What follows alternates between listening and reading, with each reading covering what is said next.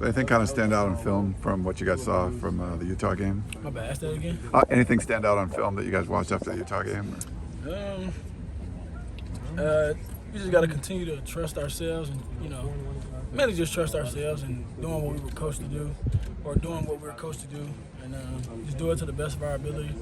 And, we'll be fine. We plan on doing that a lot this weekend, just trusting ourselves, trusting them, like Coach Wiley said today, trusting the man to the right, to the left of you. And then just, letting the chips fall where they may.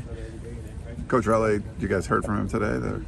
No, we have not heard from him. I mean, we know that, he's under the weather right now. And we know that he's recovering, so we're excited to have him back whenever that might be. Does it feel different in practice without him? I mean, obviously we miss Coach Riley's, voice and his presence. But I mean, like Coach Simmons is, taking charge. And, we still are getting the work in. We're still taking care of business. So, he's definitely missed for sure.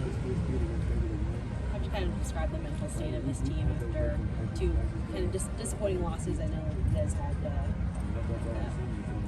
different types of expectations for how these games might have gone for you guys. I mean, we still hopeful. Like, we still gonna fight for sure. Because I mean, right now we're in a 4-game season. Because it can go either way with the teams we played and are going to have to play. They have to play each other. You know what I mean? So, the way the conference is going to shake out, being that the top 2 teams play in the championship, not like East or West, it'll definitely be interesting. But we're just focused on Cal and focused on dominating them, and then on to the next matchup. What do you guys need to do better against quarterbacks to kind of keep them from tearing off these big runs? Say that again? What do you guys need to do better against quarterbacks to prevent them from tearing off these big runs they've been having? I mean, that's on me and the whole front seven. Just get to them. I mean, the more you get to them, the more you frustrate them, the more you get in their space. It kind of like slows their processing down on what they're seeing downfield. It makes them start seeing things. It speeds up their whole thinking process. So that's just on us to be able to get to them faster and get to them more. Coach Riley said after the game that maybe outside noise, outside expectations kind of worked their way into this team in some ways. Did you notice that? Have you noticed that this year? How do you think you guys have handled some of that outside pressure? I mean, I know he just talks to us about not letting it, infiltrate the team, not let the outside noise and what people say on the outside kind of get in between what we have going on in the team. So I can't really speak for nobody else. I mean, he's the head man. Obviously, he's like the dad of all all of his children. But so obviously he's going to see more than I would have seen. But speaking for myself, I mean, I think I've done a pretty good job of just keeping outside noise, because that's that's all it is outside noise. And just continuing to lead and do, just lead my teammates like Mason. Like he's a great leader. So that's really been our main focus.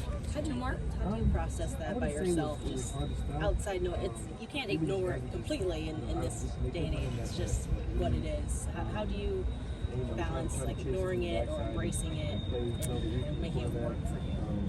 I think if you're gonna pay attention to it, you got to use it as motivation. Which that's what I've have done in the past. But paying attention to it and letting it infiltrate what you do and how you go about your day and in a negative way, I think that's the wrong way to handle it. So I think if you do choose to pay attention to it, you got to use it as motivation.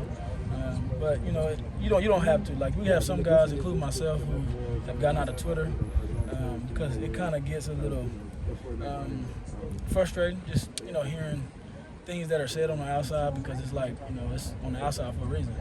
It's kind of like being a fly on the wall and you're talking about things that you're not in. So it's just something that you gotta either use it as fuel or just not pay attention to it at all.